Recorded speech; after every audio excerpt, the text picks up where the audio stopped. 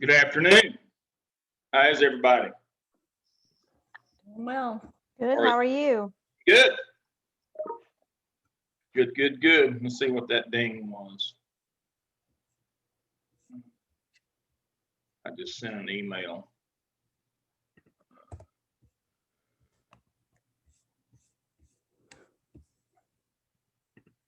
Right. Okay, that was what I was looking for. Back here.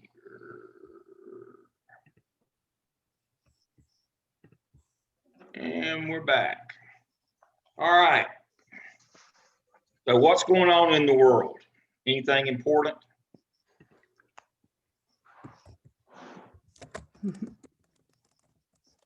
Dr. Kate, you've got a little grin on your face. What's happening? well, they had a principal clean out their office today or yesterday without telling anybody. Wow. Yeah. Was it mutual or just their decision, or was it the district's decision? I think that they had a grievance filed against them, and I think that they knew that they were in wrong. So I think they were trying to get ahead of the district. Yeah, So, get out in front. Yeah. That happens from time to time. yeah. So, When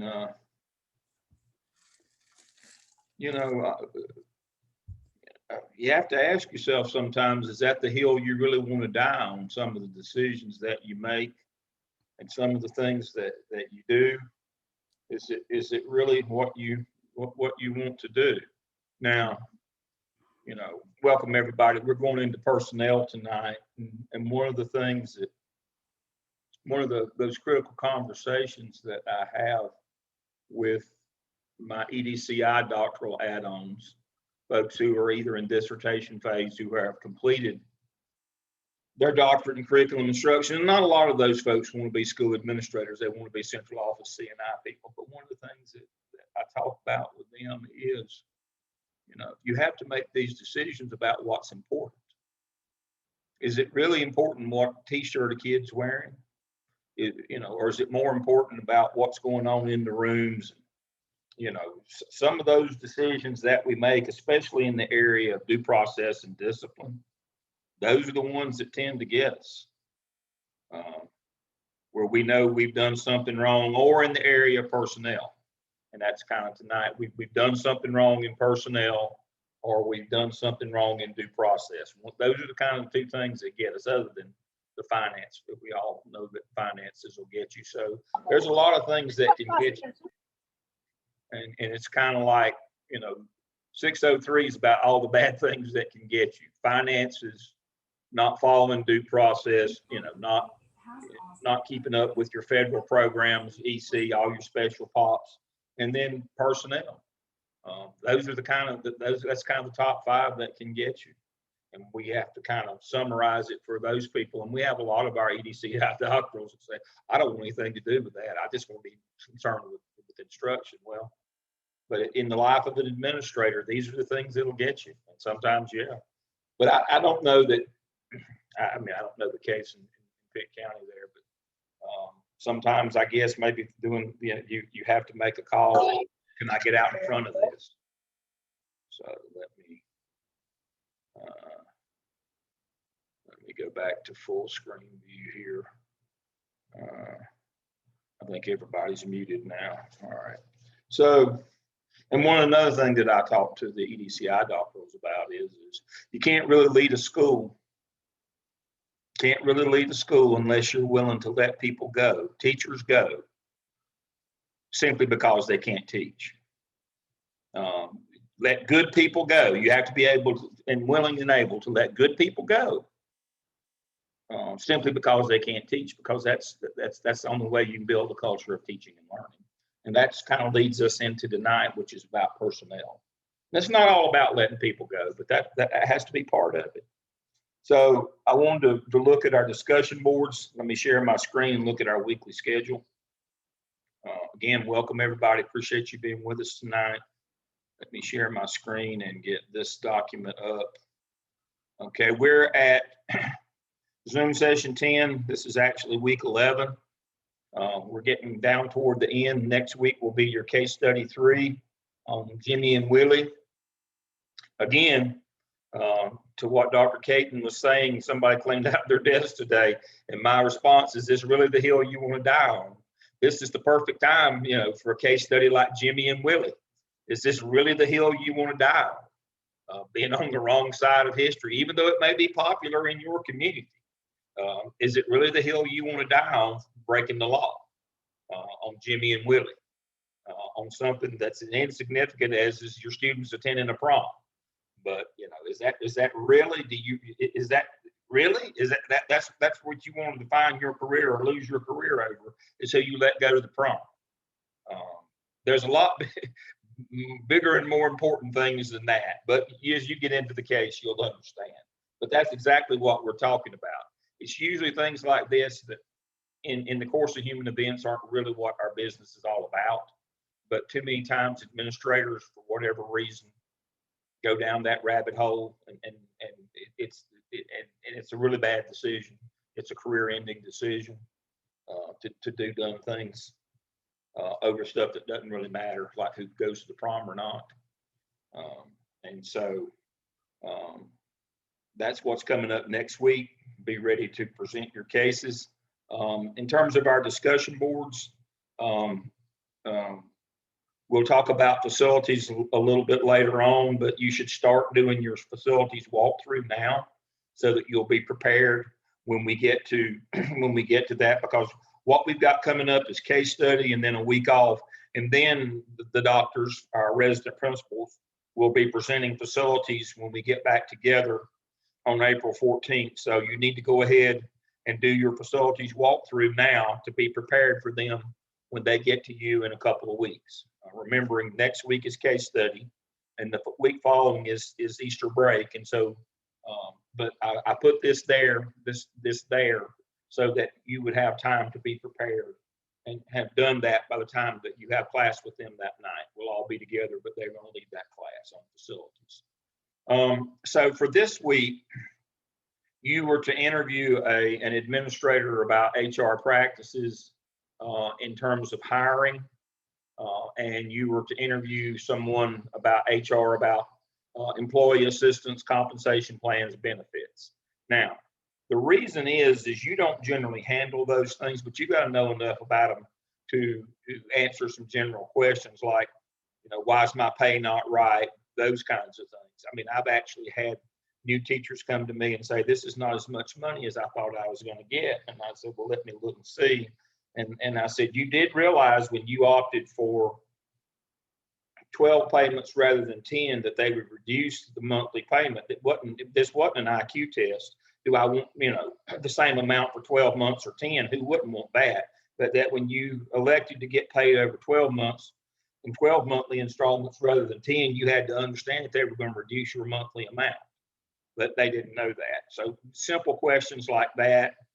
Benefits, what you can do when somebody is in. I got a recent call from a recently retired superintendent who said, I've been contacted to consult on a case about by the parents of a beginning teacher who's in issues with drug and substance abuse. And I said, there are rules once you enter into a treatment program. There are rules that you have to abide by in terms of dismissing or disciplining teachers for absences or any of those things. You have to know what your district has in terms of employee assistance. But more importantly, really, on that one is you must know who the person is to get in touch with at HR. You can't just say, man, I don't deal with that. You must know, and you must be able to hook those people up, your people on your faculty and staff, with the person in your human resources department that can help them with compensation, benefits, insurance, employee assistance, all of those kinds of things. You must know who that person is so that you must know the basics of it so you can answer general questions, but you, more importantly, must know the person that you can refer them to. Now, in terms of hiring, I need for you to understand that that the board hires people. not you, and not you as a school administrator, and not even you as the superintendent of the board hires those people. They enter into a contract with them. But what I want to talk to you about briefly, and I'm going to stop my share. What I want to talk to you about briefly, and I want to get our resident principals to chime in as well, is actually a thesis that I'm working on for a paper. And the substance of my thesis is this: school districts that require principals to do the bulk of the work in vetting candidates enforce a system of sameness that works against diversity and having faculty that look different. Let me kind of share my thoughts if I can get them to coalesce here. If you have to do all the vetting, and we talked about this last week, if you have to do all the vetting, if you have to do reference checks, if you have to do all that work, you're more apt to only do the minimum number that you're required to interview for the job. You can interview as many as 10 or as few as 3. If you got to do all the work, you're probably only going to interview 3, and you're going to pick the 3 safest candidates. You're not going to pick anybody that looks even a little bit different on paper. And so that's why faculties tend to look the same, and especially in districts where you have to do all the work. Now, I worked in both, too small, too large, and I can tell you right now that in the small districts where I had to do all the work, I wasn't nearly as interested in finding somebody who might be a little bit different, who brought some sort of diversity to our faculty. You went with the safe choices. And then when I got to, let's say, I worked in 2 big districts, let's say the last one, Charlotte, where all that was done for me, I would interview a whole lot more people, and I would find maybe people who were a little bit different, a little bit off the beaten path, that I thought that they brought a richness to our faculty. But if I'd had to sit and done all the paperwork and run them down, I probably wouldn't have done that. So part of what I want you to understand is you need to know whatever the process is for your district, you need to know what your responsibility is. Do you have to do reference checks? Do you have to do background checks? Do you have to check licenses? Do you have to check transcripts? Do you have to do all those things? Or is there somebody in your HR department that does that for you? And once they're referred to you, what's your responsibility with these candidates? What's the minimum number? Is there a script, an interview script for your district for interviewing these people? Now, you can't go off script and be asking them about religion and gender and those kinds of things. We all know that. But is there a certain number of questions or kind of questions? Can you put together a team on your faculty to help with the interviewing? All those things you need to understand what the process differs from every district, but you need to understand what that process is. So I'm going to go to our resident principals. I'll start with Dr. Maraglia tonight. She works in Charlotte-Mecklenburg for a little update on what is done there. I was listening to you talk about your thesis, and I thought it was really interesting because I can see your point there. We have an HR department who does the lion's share of that work. And if I had to do it, I simply don't have the time to interview multiple numbers of people for a position. We've got to interview, hire, and move on. But one thing that I have found is kind of interesting is, despite having an HR department that does all of this for us, we've had more than one situation where there's someone we wanted to hire, and they have supposedly been through the vetting process. And there was even one individual we found that had a charge against him in another state for purchasing alcohol for minors. We found it by simply doing a Google of the person, and it completely went through our HR department, and they never found it. We've also found people who were on reality shows that we wanted to hire and things like that. So it's just kind of interesting that if we have someone doing the bulk of this work for us, but we still have to go behind them because they miss quite a bit. And one thing that we've learned is, and some of you may have already experienced this, we're looking on Facebook, we're looking on Instagram. We found a young lady this week we wanted to hire. And then we found her Instagram, and she had a lot of shots on there where she was in her underwear. And when we tried to explain to her that maybe that was not the most professional way to present herself, she might want to cull a lot of these old pictures and not have them available. She did not see the point of that.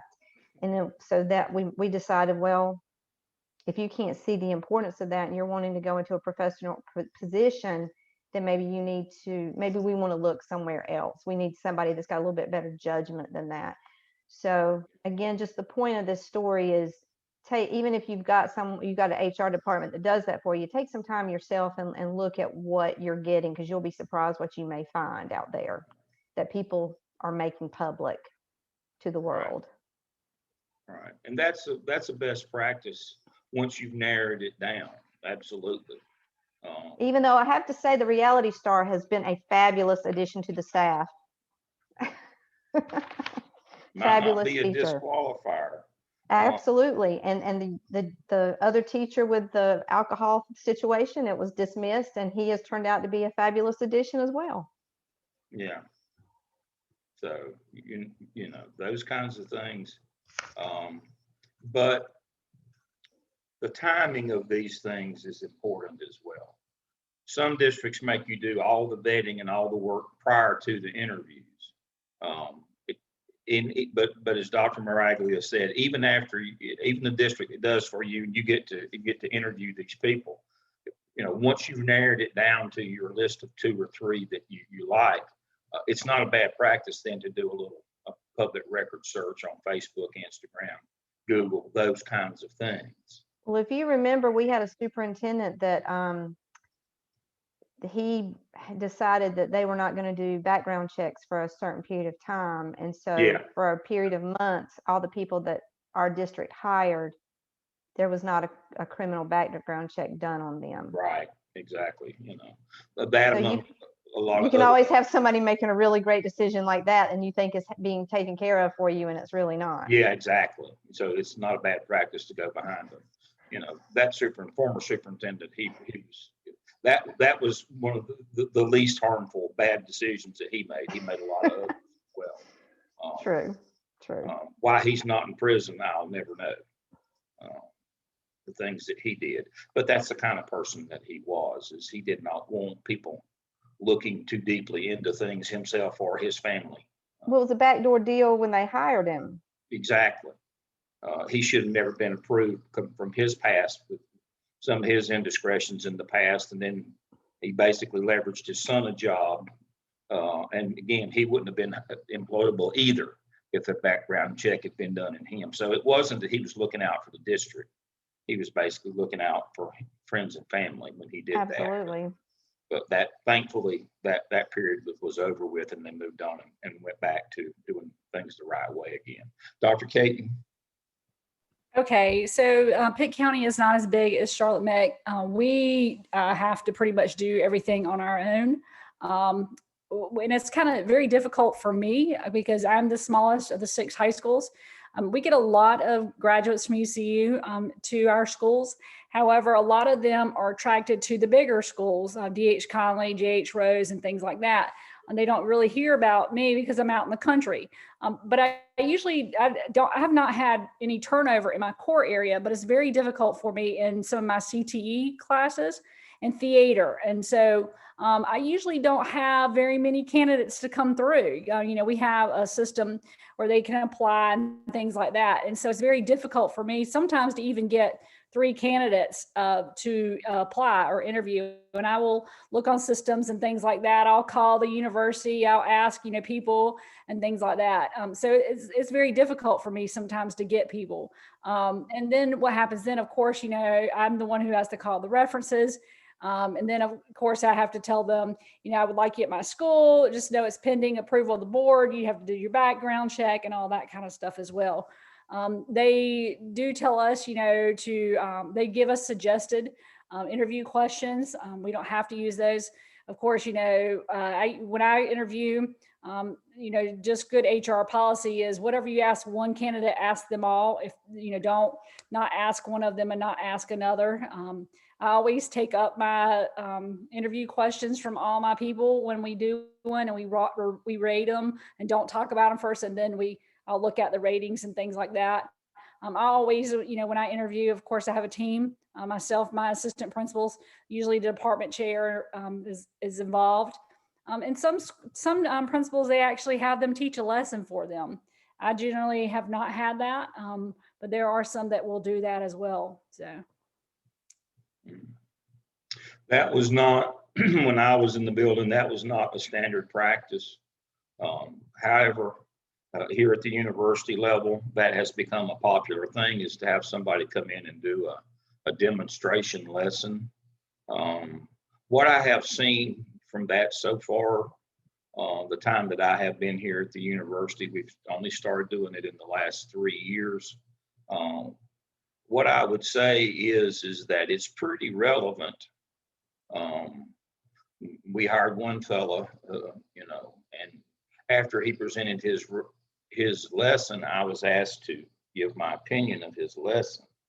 And I summed it up by saying we could have thrown a rock out the window and hit a better candidate than him, based on his presentation of his teaching style. And unfortunately, I have turned out to be correct. But that was easy to see that he could not teach. And we've had others that we've hired when they did their presentation. I try to get to campus and make sure that I'm there for those presentations. They've done an excellent job, and they've turned out to be excellent teachers. And so I would highly recommend, if you have time, that having somebody teach a sample lesson, that is, I think that's just gold. And for us also, because, we have Apple Track is what we call it, is our system to apply. You have to, for me as a principal, I really have to look at the applications and to make sure they are, qualified, and to look at that. And often I will call my HR person who does licensure and say, can they teach this? It's really Right. tricky with the CTEs and things like that, but you will have people that are not qualified just to apply. And that's one thing about our system that we actually have to go all through and see, really, can they teach it or anything like that, some things like that. We have the same thing in CMS, that people can apply, and even though our HR is vetting and supposed to be checking licensure and things of that nature, that a lot of times we get a lot of candidates that they're not qualified, that they can't teach in that area, or they can't teach at all. And when you were talking about watching candidates teach, we have made it a very common practice over the last few years that in our school, we have the opportunity culture, and we have positions called multicultural, multi-classroom teachers, and they will go and visit candidates at their current schools and watch them teach in that arena, and then meet with them to discuss their lesson afterwards. Because for us, is, of course, first and foremost, can they facilitate strong instruction, but are they also coachable? Are they going to be able to work with our multi-classroom lead teachers for the coaching and the modeling, and to be able to look to them in an appropriate manner, and be able to build that relationship there? And sometimes we will not choose them because we don't think they have that coachability that's so important. No, that's true. And to that example, which kind of leads us into tonight,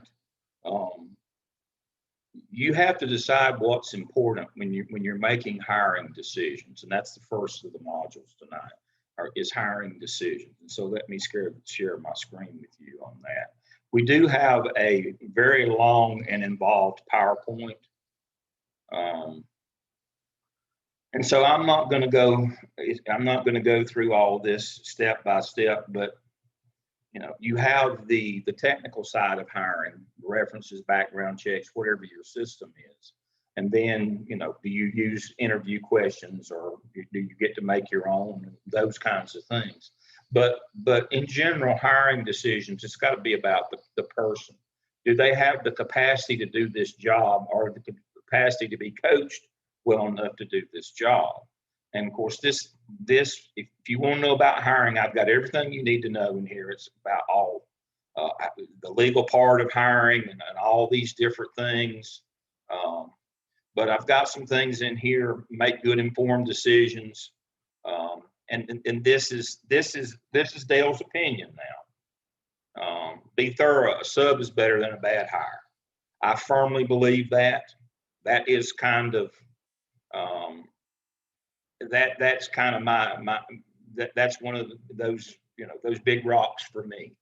Um, Once you hire somebody, you're kind of stuck with them, and if they're a bad hire, you can't fix a bad hire. I mean, some people just don't have the capacity to change or to learn, and you don't know that unless you see them teach, and then you realize that they just really can't do this. And you know, you're better off with a sub than a bad hire that you're trying to fix all the time. That's basically unfixable. So that's kind of my thought process on that is, look for people who can actually do the job you're hiring them for.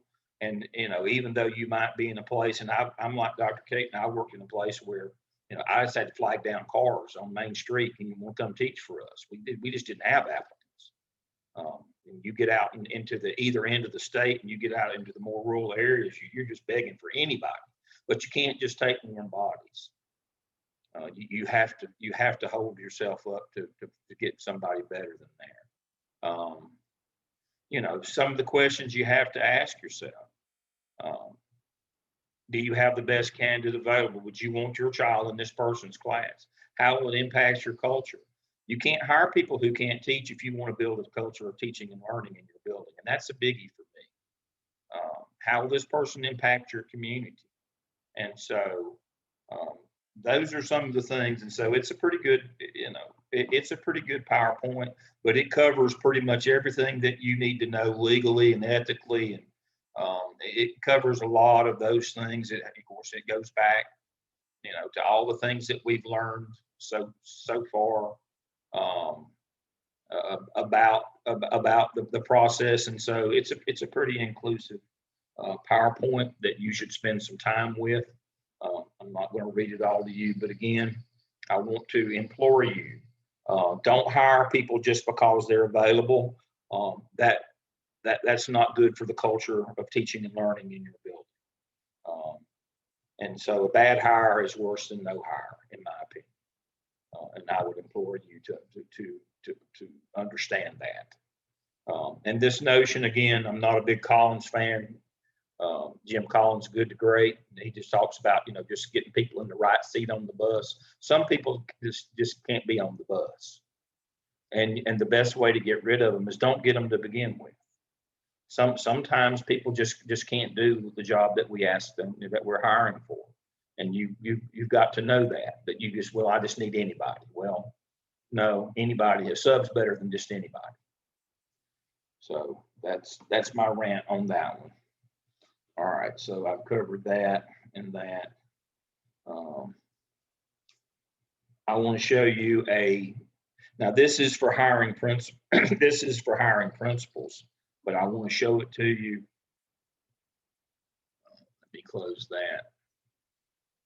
And the reason I'm showing this is not particularly questions that you would ask teachers. Some of them would be similar, but the notion here is to look at the overall themes. You want to ask things that are important, but you don't want. You notice there's nothing on here about how old you are, or what religion you are, or what gender you are, or any of those kinds of things. Tell us about your educational background, about your work experience. See, those are things you would ask a teacher. Why do you want to be a teacher? What are your goals? You know, parent-student, you know, communication. You know, these kinds of things. These are the kind of questions that you can ask. Disciplinarian. You know, these are the kinds of things that you can ask in an interview, and then watch them teach, and you get a pretty good sense of who they are. But these are the kinds of questions that you can ask. Just apply them to the teacher part. And if you don't see something on here, then you probably can't ask it, because I've got a lot of questions on here. Some of them are reiterations of others. Some just differ. But this is pretty much everything that has ever been asked in an administrative interview. Again, some of them are redundant.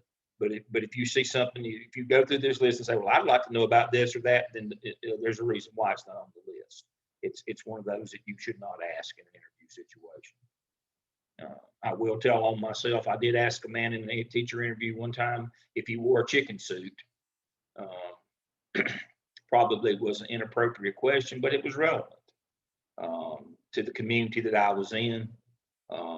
We had a group, our booster club ran the concession stand at the old Independence Arena when they had ice hockey games, and they had a group that dressed up in chicken suits that acted a fool at the games and got drunk. And I knew that if he was one of those people, he said he was part of a boosters group for them, if he was part of that group, that it would not go well in our community. Again, how does this hire affect how will it go in your community? If he was one of that group, then no, I can't hire you. Because our community is a little different than that. So that was, I'll tell on myself on that one.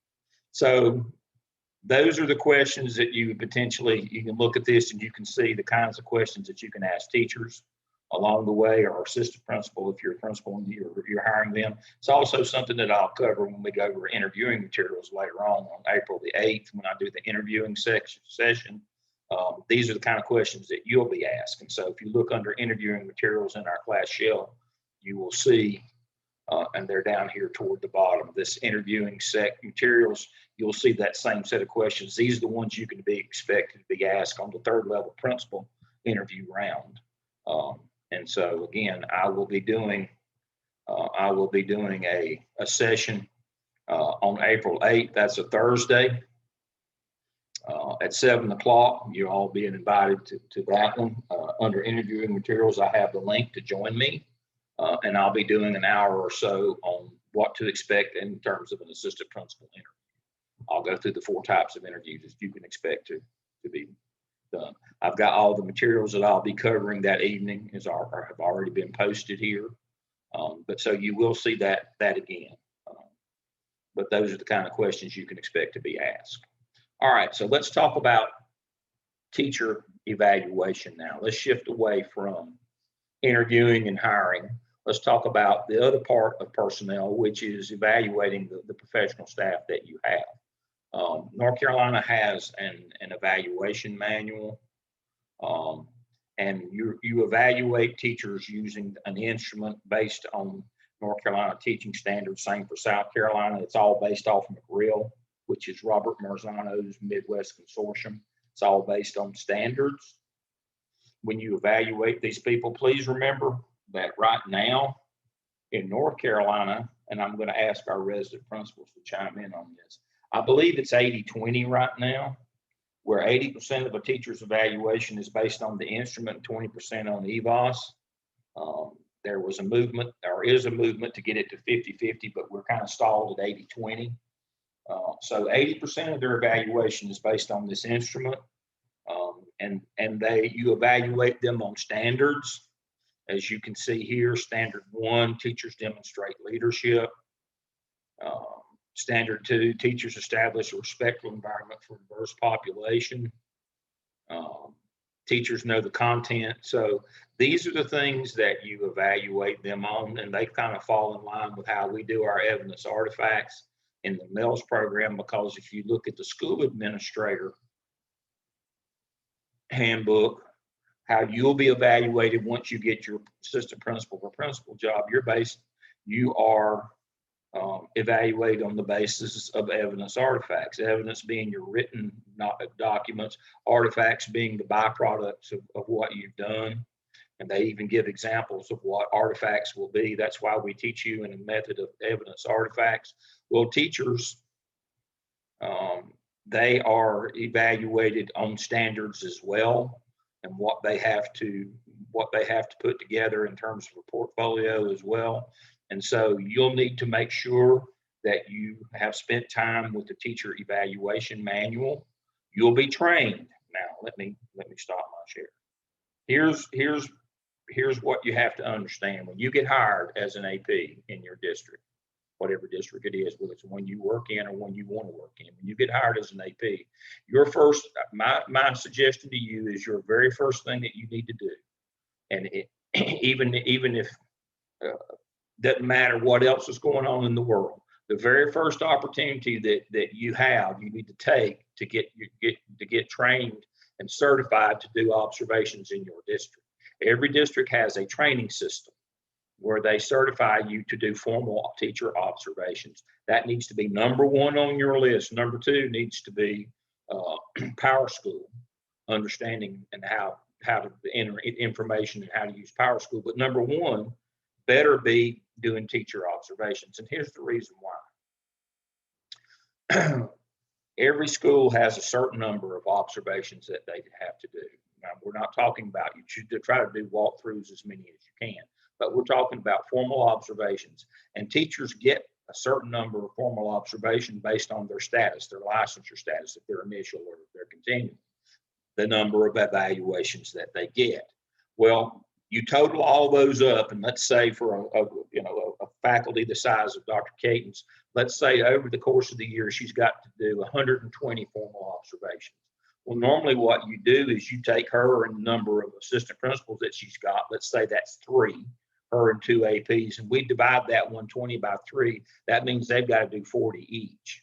Now, what happens if one of those APs is not certified? That means that she's got to, and the other AP have got to do 60 each.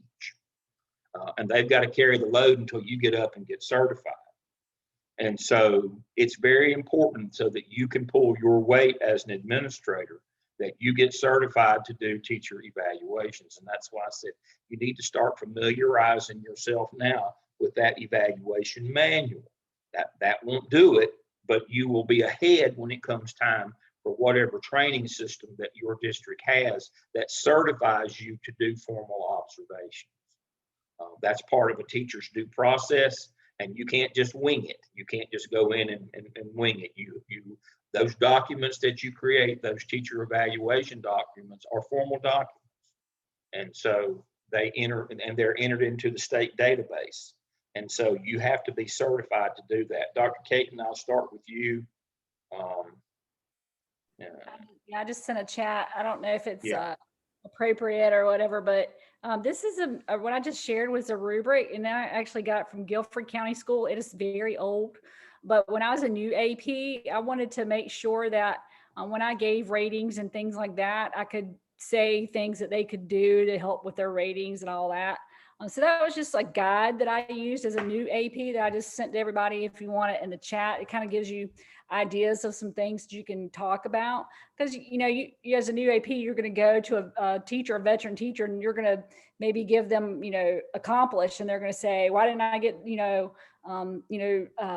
I can't even think. Distinguished. Golly, my brain. Yeah, distinguished. And so that kind of helps you with that whole conversation.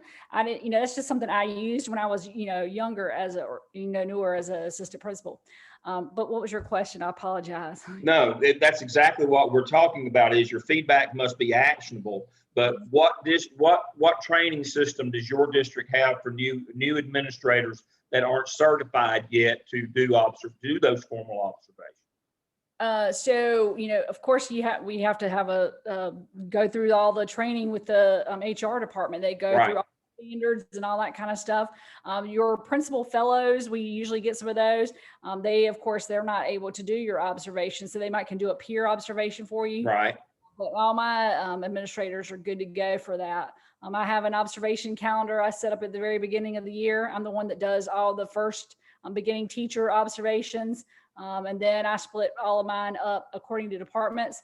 The way I do my observations is I was trained to not talk about ratings until the summative, that you could say, if I were to rate you right now, you would be at this level, but I really don't focus on that. I'm more focused on feedback of how to get themselves to improve and things like that. So that's the way I do my summative or my observations. Right now, it's in the heat of everything because I'm trying to get everything finished because, for us, we have a deadline of our BTs to be done. Right. So we're trying to get all that done in a hurry. So, yes. Yeah.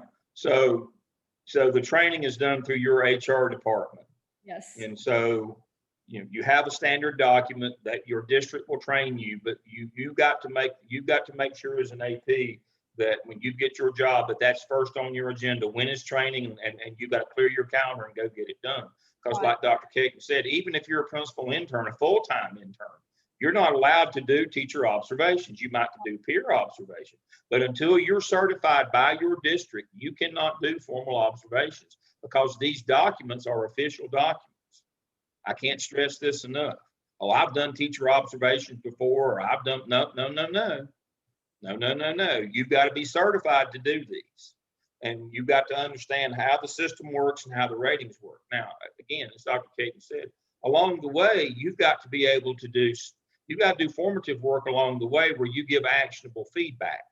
You know, you're not so much worried about the ratings along the way, or as you can't just say, well, you need to improve this. Well, how am I going to improve? That'd be like telling me, Dale, you got to get up on the roof. Well, if you give me enough steps, I can probably get up on the roof. But I don't figure I can just get back and get a run and go and jump up on the roof. You've got to scaffold me. You've got to give me steps.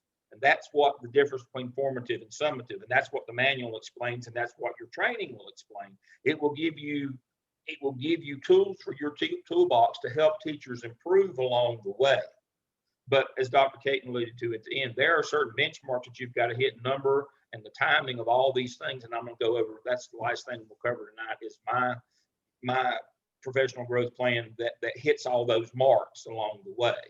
But you've got to know what your dates are. You've got to divide them up. And if you aren't in the mix, if you don't go get trained, and if you don't do that very quickly, you will not last.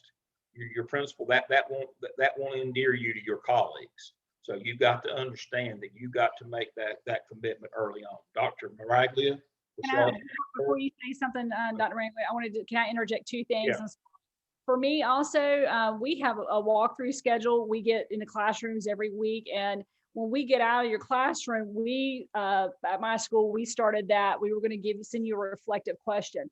So we checked all the boxes, but we want you to think about something. And so then I have a folder for every single teacher, and it's got the reflective questions. So right. At the end of the year, when I do your summative, I bring up your reflective questions because it's in addition to what the observations, because sometimes in observation, it could be a dog and pony show. So I have all the reflective questions and what they've done, or if they've not answered them and things like that when I do my summative. The last thing I was going to say is another important thing is, as a principal, you have to review with your teachers every single year the North Carolina teaching standards, and you have to document that as well. So that's just another thing as well. So I usually do opening day. So yeah, back to that manual. You need to familiarize yourself with the North Carolina teaching standards, because everything works off of that. And the South Carolina teaching standard, they all go back to McReal. But you've got to familiarize yourself with those standards. Now, one of the things that Dr. Caton said that you folks thankfully have been exposed to, when we had you when you were in 601, we had you do walkthroughs, because walkthroughs are probably the best way to work on formative all year long to try to improve practice. And so that's why we had you do those walkthroughs last semester. So yes, they have some experience with that. We required them to do 2 or 3 or 3 or 4 last semester. Dr. Maraglia? I was also going to mention that you have to train your teachers each year within their first 10 days back. And so that's just something you may want to keep on your radar. And anytime you hire a new teacher within the school year, within 10 days of them starting in your building, you need to do an orientation with them. I would suggest now, before you even are starting to apply for positions, to ask if you can sign up for a training, because I don't think that can be emphasized enough. If I was hiring and I had it down to 2 candidates for an AP position and one was already trained and one wasn't, but they were equal in every other way, I'm going to go with the person that can go ahead and dig in and help me. My first year as an AP, we weren't able to hire everyone for the positions. So it was just me and the principal, and I had to do all the observations the first round while he was handling a lot of other things, because it was just me and him. And that made me realize how important it is to be able to share the load. But as Dr. Lamb said, start familiarizing yourself. You've all probably been evaluated as teachers, so you're at least familiar with the evaluation instrument. And something else I did when I first began was I've seen Dr. Lamb kind of has kept a log of formative action for folks. I kept one for myself, because sometimes you start feeling like you're writing the same thing over and over again, but to really be able to get personal with the teacher and help them individually, it can be helpful to keep a log of things that you've used in the past, even if it's just simply how to word it for that evaluation, because you are going to have to write comments for every single standard. And just to help you with that, to just have a building block to start with. Absolutely. That's one of the things that I do. Absolutely. Is I have my standard takeaways and comments on each individual thing, and I document that, what I've used. You got, there's no easy way to do evaluation. It's just work. You just got to stay at it. But I think the key, Dr. Maraglia said there, is see if you, sometimes your district won't let you go to the training until you're in 605. When you're getting close, and we can write that letter that says that we expect you to finish at the end of this semester, but they might let you go ahead and get in on a round of that training as somebody who's going to be licensed here fairly soon. But it won't hurt to ask if you can go ahead and see if you can get started in that training early before you finish your program here. They may make you wait, but it won't hurt to ask. But you're exactly right. If it came down to me, somebody who showed that initiative and was ready to do help and do their part, that's who you're looking for. That's exactly.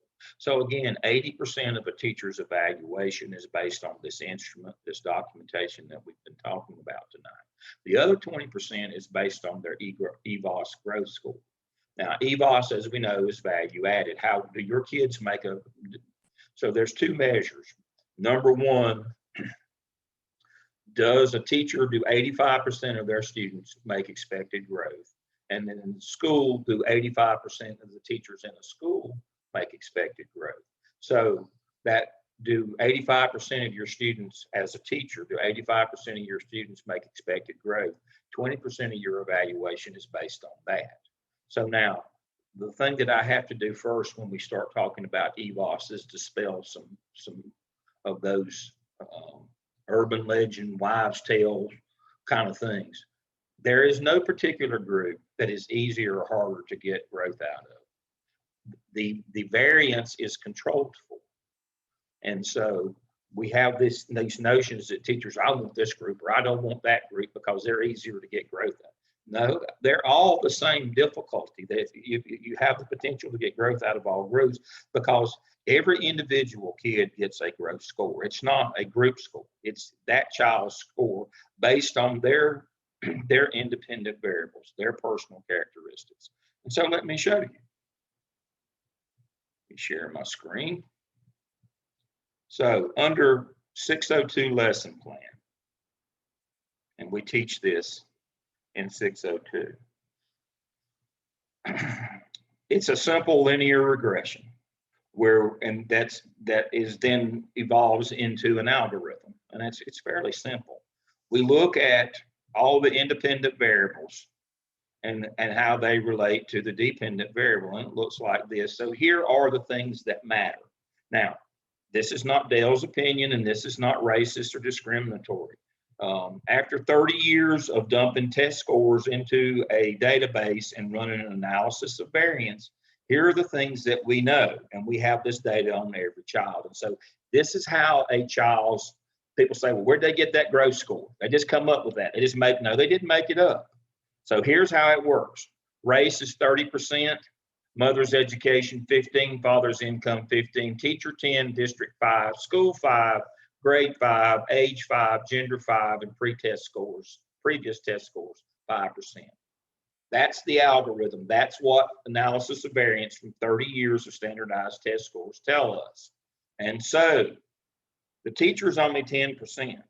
So, but everything else is controlled for. So if we control for all these other things, if the teacher adds 10% or close to it, that's how a child makes growth. So here's how it works in reality. All right, Jamar is a third grade. So third grade math EOG has 180 questions.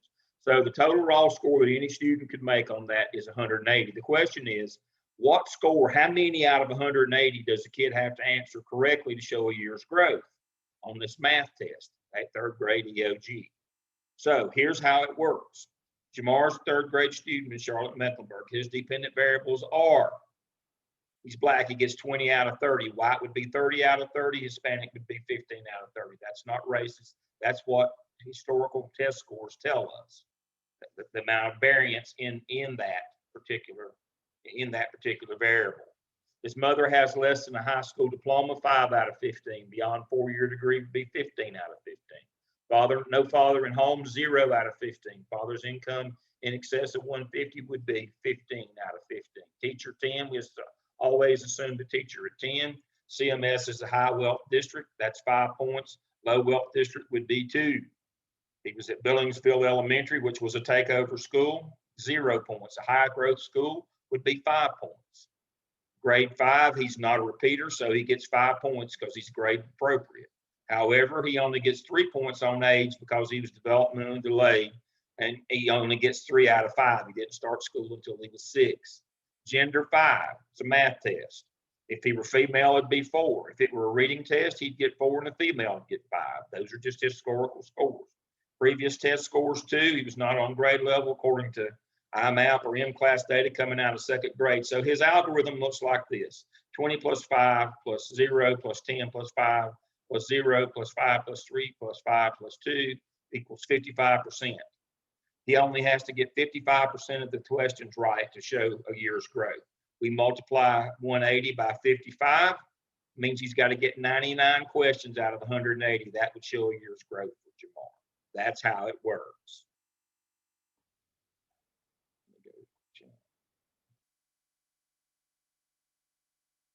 The question from Brad is where they get it from Power School. We know all these things. That's why we collect this data and put it in Power School. We know all these things about every child in the building. And that's how we determine what their growth. We give all that to the SAS Institute down in the Research Triangle, and that's when they come back with every child has a growth score, and it's individual to that child based on these demographics, on these variables.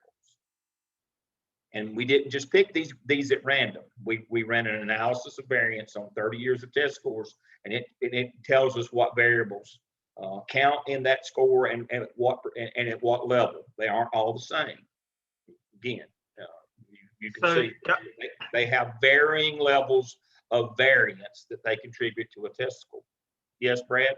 Yeah, so just out of curiosity, so then like, let's say with mother and father's education and income, so each year do they like update that Each year. Okay. Each year. And also previous test scores update each year. Right. Those things update every year. They update every year. So every year, that kid's growth score is recalculated every year. And what percentage of whatever test that they're taking that they have to get correct on the raw score to show a year's growth.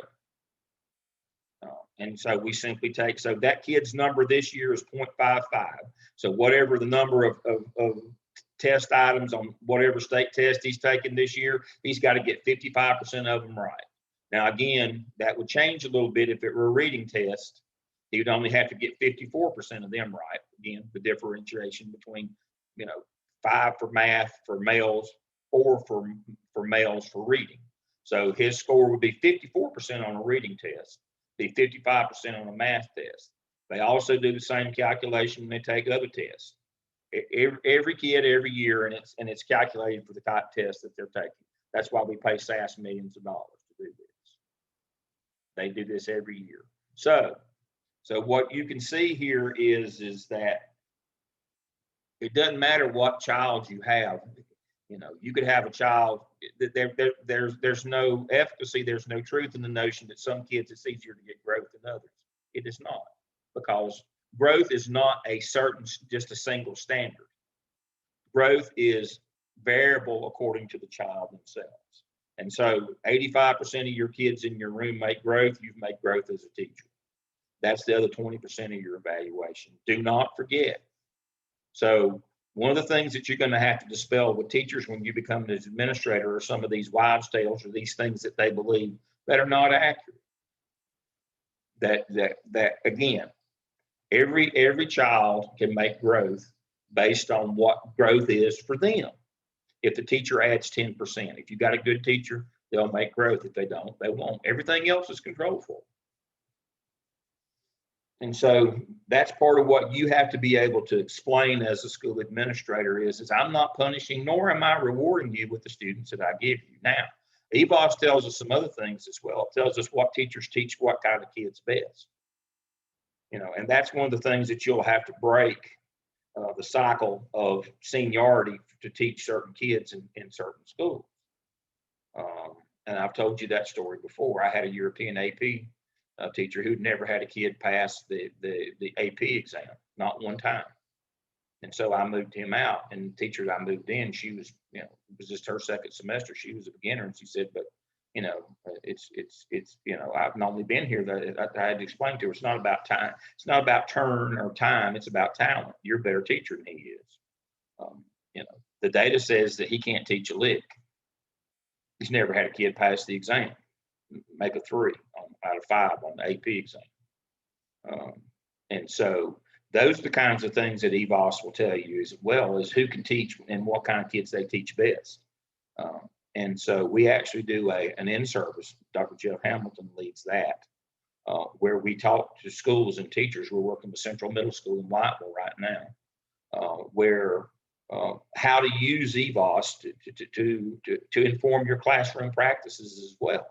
There's a number of uses for EVOS. The first one is the growth model. That it's the most relevant for us tonight in terms of teachers. This is what you will. This is how you will have to come up with 20% of a teacher's evaluation. And then when you talk about not being fair, what's not fair is if EVOS tells you that a certain teacher doesn't do well with a certain kind of kid, and you continue to let them teach or have them teach in that area, then that's probably not good. But again, it does sometimes upset the seniority apple cart in schools. You know, I get to teach the advanced classes or the AP. Well, you don't do as well on that as you do with the middle level kid or the beginning or the lower level kid. You have to match teachers with where they're really where they add the most value. And that's what EVOS is add value added. All right, so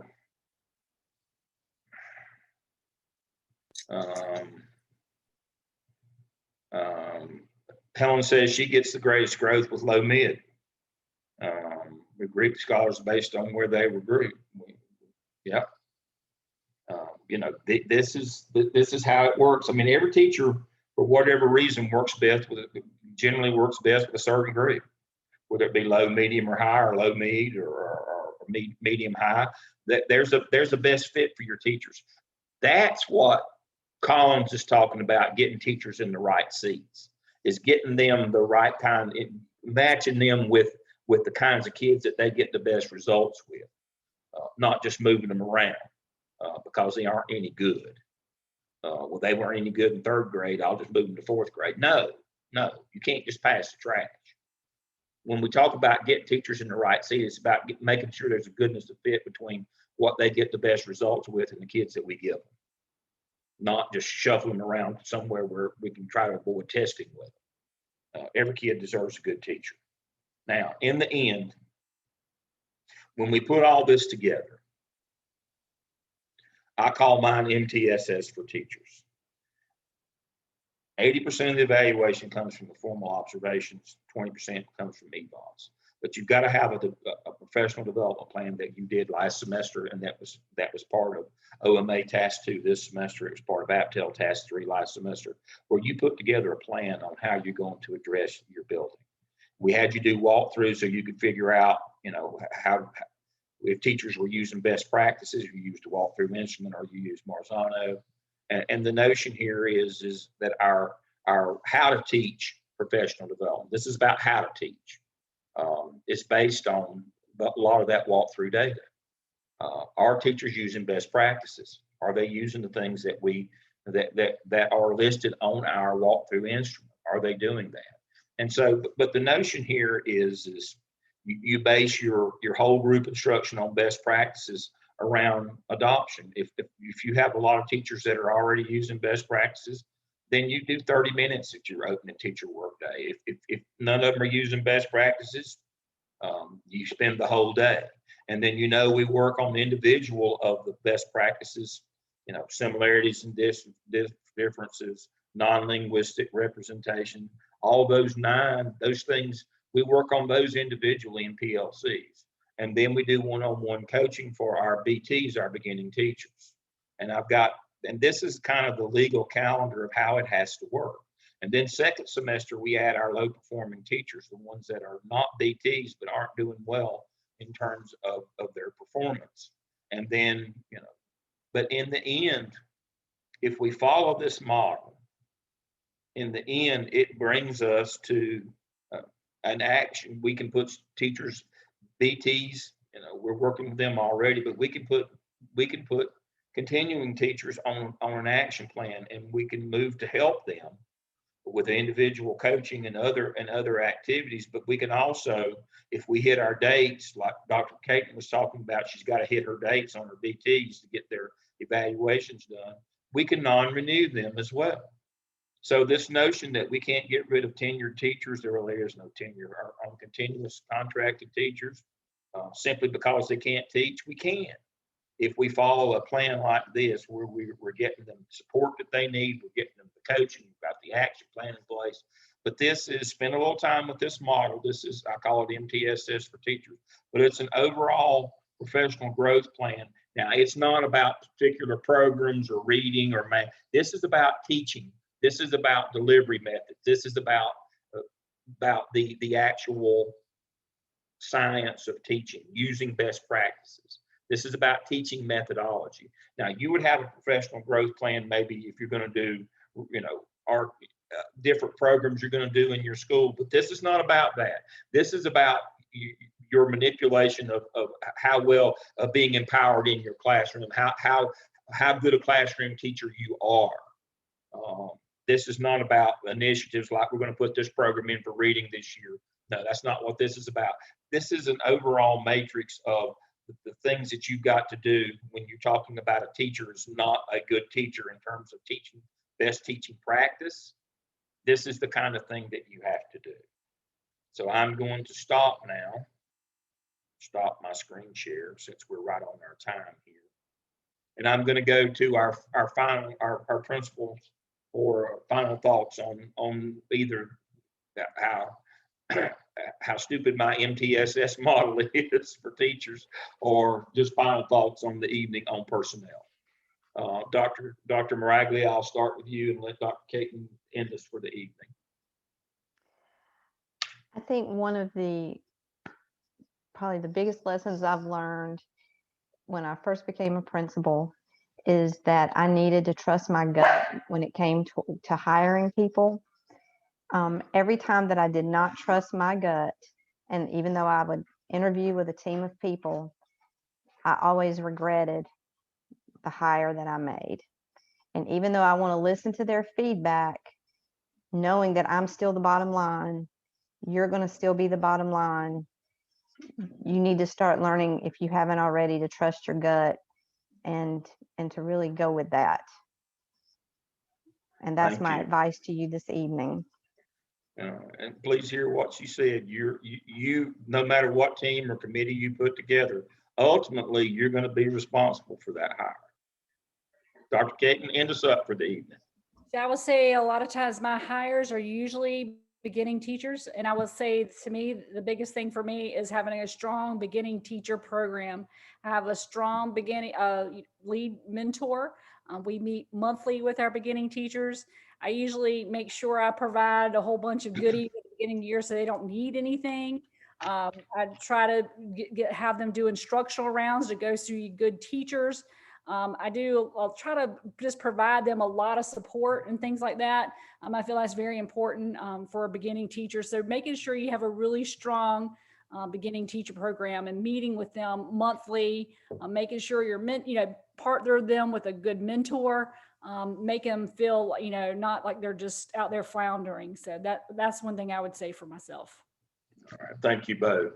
To conclude for the evening, to kind of piggyback on what Dr. Caton said, you were supposed to learn this semester how to develop a master schedule.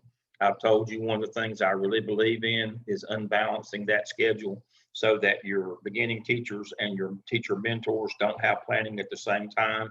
so that they can get into one another's classroom. But again, when you're in places that don't have a lot of people come and apply for jobs, and that's 90% of the people sitting in on this Zoom tonight, you're going to have to hire beginners. And you've got to have a strong program for beginners. And the heart of that strong program for beginners is having a strong mentor. And that's what that MTSS for teachers is about. But they've got to be able to get into one another's classes. And it's up to you to be smart enough to design a master schedule that supports your instructional program. And a big part of that is in supporting your beginning teachers. And so that's how that's done. Thank you for joining us tonight. Don't forget, next week, we'll be back on at 7 o'clock as usual, and we'll rip right through your case studies on Jimmy and Willie. I'm looking forward to it. I'll see you all then. Thank you. Have a good evening.